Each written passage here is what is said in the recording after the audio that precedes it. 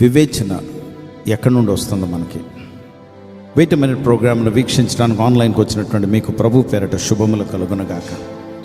దేవుని బిడ్డలారా, హోసియా గ్రంథము 4వ అధ్యాయము 5వ వచనము, తెలుగు బైబిల్లో, ఇంగ్లీష్ బైబిల్లో 6వ వచనము. My people perish for lack of knowledge. జ్ఞానము లేక నా ప్రజలు నశించుచున్నారు.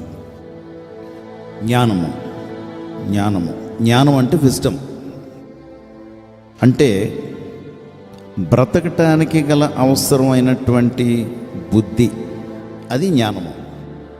కానీ ఆధ్యాత్మికమైనటువంటి అవగాహన జ్ఞానము. కనుక ఇక్కడ ఒరిజినల్ భాషలో వాడినటువంటి మాటకి కొన్ని అర్థాలు ఉన్నాయి. ఒకటి పర్సెప్షన్ అంటే అవగాహన. 2 అండర్స్టాండింగ్ అంటే అర్థం చేసుకునుట. 3 విజ్డమ్. 4 నాలెడ్జ్ అంటే బుద్ధి, జ్ఞానము. ఇవన్నీ ఇందులో వస్తాయి. కానీ ముఖ్యమైనటువంటి మాట అందులో ఒరిజినల్ భాషలో చూస్తే డిజర్న్మెంట్, వివేచన. ఏది మంచి ఏది చెడు అని వివేచించగలరు. దేవుడు చెప్తున్నారు, నా ప్రజలకి ఇటువంటి బుద్ధి లేక, ఇటువంటి స్కిల్ లేక, నైపుణ్యత లేక, ఇటువంటి అవగాహన లేక, ఇటువంటి వివేచన లేక, అర్థం చేసుకునే విధానం లేక, శ్రద్ధ లేక, చదవక, తెలియక నశించిపోతున్నారు.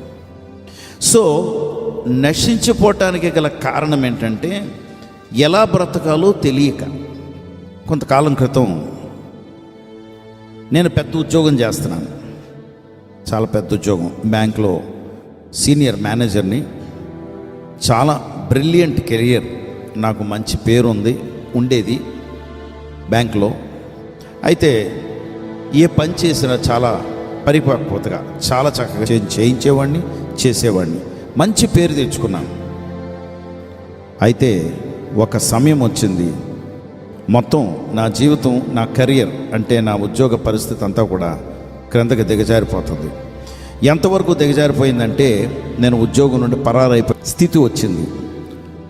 నేను దూరం అయిపోయినటువంటి స్టేజ్లో నేనేదో పరారైపోయాను కనుక నేనేదో దోపిడీలు చేస్తానో, దొంగతనాలు చేస్తానో అని సిబిఐ వాళ్ళు నాకు కేసు లాట్ చేయించుకుని నా కొరకు గాలిస్తున్నటువంటి న్యూస్ పేపర్లో వేసేశారు. ఇలాంటి పరిస్థితుల్లో నేను చచ్చిపోదామని నిర్ణయించుకున్నాను. కానీ దేవునికి మహిమ కలుగును గాక, ఆయన నన్ను దర్శించి, నన్ను ఆకర్షించుకుని, నన్ను పిలుచుకుని, నాతో మాట్లాడి, నన్ను రక్షించి, నా పాపాలు క్షమించి, నా జీవిత విధానం మార్చేశారు. దేవుని బిడ్డలారా, అప్పటి నుండి నాకు, అంటే యథార్థం చెప్తానండి, ఏమనుకోవద్దు, పిచ్చి పట్టేసింది. ఏంటి పిచ్చా? అవును, బైబిల్ చదవాలి, దేవుని దగ్గరికి వెళ్ళాలి, ప్రార్థన చేయాలి అని ఒక రకంగా చెప్పాలంటే I was madly in love with my Jesus. నా యేసుని ప్రేమించడానికి ఒకలాంటి ఆయన మీద ఒక పిచ్చి ప్రేమ పట్టేసింది. I love him. ఎందుకంటే నా జీవితాన్ని బాగు చేశారు, నన్ను ప్రేమిస్తున్నారు, నన్ను కనికరించారు. దేవుని బిడ్డలారా, ఆయన వాక్యం దగ్గరికి, ఆయనతో మాట్లాడకుండా నేను ఉండలేను. అందుకే ఆయన దగ్గర నేను సంపాదించుకున్నది ఏంటంటే దేవునికి మహిమ కలుగును గాక, జ్ఞానము, బుద్ధి, నైపుణ్యతలు. లేదా నాకు ఆ నైపుణ్యత లేకపోయినా దేవుడు నైపుణ్యత కలిగినటువంటి వారిని నా దగ్గరికి తీసుకొస్తారు. లేదా నాకు అవసరం ఉంది అని నేను ఆ టైంని నేను స్పేర్ చేయలేకపోయినా దేవుడు నా దగ్గర ఉన్నటువంటి వారికి ఆ నైపుణ్యతనిచ్చి వారిని వాడుకుంటారు. నాకు దేవుడు ఇచ్చింది డిజర్న్మెంట్ కూడా, అంటే వివేచించగలను. ఏ రకమైనటువంటి దెయ్యం ఇది, ఏ రకమైనటువంటి పరిస్థితుల్లో వీరు ఇలా ఇరుక్కున్నారు, చిన్న పిసర చెప్తే చాలు మొన్న ఉదాహరణ ప్రార్థన చేస్తున్నాను. ప్రార్థన చేస్తుంటే ప్రార్థన ఆఖరున ఊరికే ఒక మాట నా ఆత్మలో మెదులుతుంది. ఏమనంటే అబార్షన్స్ అని. ఏంటి ఈ మాట నాకు అనిపిస్తుంది అనుకుని ప్రార్థన అయిపోయిన తర్వాత ఆ భార్యాభర్తలతో నేను మాట్లాడుతూ, ఈ మాట నాకు వినపడుతుందండి, మీకేమన్నా ఈ మాటను బట్టి మీకు ఏమన్నా కదలిక అనిపిస్తుందా అంటే, ఇంక మీతో చెప్పడం తప్పదు అని వాళ్ళు నాతో చాలా సత్యాలు చెప్పడం మొదలుపెట్టారు. దానిని బట్టి ఎందుకు జరిగాయి ఏంటి అని ఆ ప్రాబ్లమ్ని సాల్వ్ చేయడానికి, ప్రార్థన చేయడానికి దేవుడు సాయం చేశారు. వివేచన, ప్రొఫెటిక్ వర్డ్, ఎస్, ప్రవచనాత్మకమైన మాట. కాబట్టి ఈ జ్ఞానం లేక నా ప్రజలు నశిస్తున్నారు. ప్రవచనాత్మకంగా మాట్లాడతారు అంటే చాలామంది దూరం పారిపోతారు. ప్రవచనం అంటే 24 గంటలు యెహోవా వాక్కు ఇదిగో అని చెప్పడమే అనుకుంటారు. Of course that is fourth telling, అది జరగబోయేది చెప్పడం, అందులో ఒక భాగం మాత్రమే. ప్రొఫెటిక్ మినిస్ట్రీలో ఎంతో ఉంది.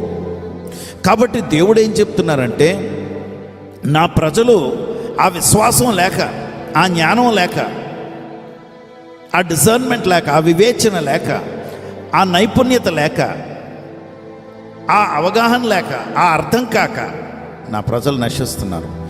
దేవునికి మహిమ కలుగునగాక. దేవుడు ఈ ప్రవక్తని పైకి లేపారు. కారణం ఏంటో తెలుసా? నీ మేలు కొరకు. బస్సు మీద వెళ్ళి, బస్సు మీద వచ్చి, లేకపోతే నీ వెహికల్ మీద వెళ్ళి, ట్రాఫిక్లో వెళ్ళి, ట్రాఫిక్లో వచ్చి ఎంత ప్రయాసపడుతున్నావు. ఎస్, అయినా నీకు ప్రతిఫలం ఉండటం లేదు, మిగలటం లేదు. But God is telling me, దేవుడు నాతో చెప్తున్నాడు ఏమనంటే, don't worry, I will take care of you. నేను నిన్ను పట్టించుకుంటాను. I will take care of you అని దేవుడు చెప్తున్నారు. ఆయన నిన్ను పట్టించుకుంటున్నాడు. ఆయన దృష్టి నీ మీద పట్టాది కనుక నీ చేతుల్లోకి వస్తున్నటువంటి ఆదాయం ఆశీర్వదింపబడును గాక. గతములో నువ్వు ఆ జ్ఞానం లేక దేవుని జ్ఞానాన్ని తృణీకరించామే, నిన్ను కూడా అందుకే ఆయన తృణీకరించాడు. నీవు ఆ జ్ఞానం లేక నీవు చేసినటువంటి పనులను బట్టి నీ పిల్లలను కూడా ఆయన విసర్జించారని చెప్తున్నారు. No, that is over, that is the past. అది జరిగిపోయింది. ఈరోజు ప్రభు అయినటువంటి యేసు నీ జీవితంలోకి అడుగుపెట్టి నిన్ను ఆశీర్వదించును గాక. నువ్వు అనేకులకు ఆశీర్వాదకరంగా ఉందువుగాక. నీ చేతుల్లోకి నీకు వచ్చినటువంటి ఆదాయం ఫలించి విస్తరించి ఇంకా మల్టిప్లై అయిపోను గాక. 30 రెట్లు, 60 రెట్లు, 100 రెట్లు అది అధికమైపోను గాక. నీ ఉద్యోగంలో నువ్వు రాణిద్దువు గాక. నీ ఉద్యోగంలో, నీ వ్యాపారంలో నువ్వు సంపాదించుకుందువు గాక.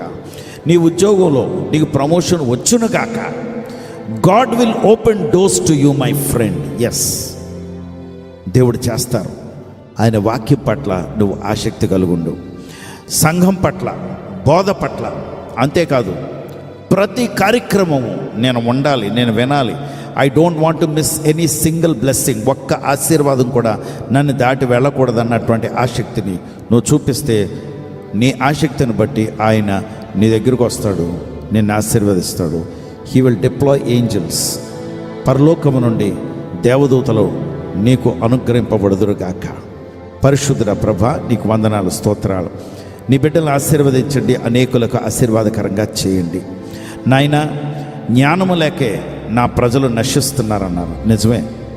అటువంటి నాశన మార్గములోంచి నన్ను పైకి లేపేశావు. నువ్వు నీ బిడ్డలను కూడా లేపి ఆశీర్వదించమని యేసు నామములో ప్రార్థించి వేడుకొంచున్నాం తండ్రి.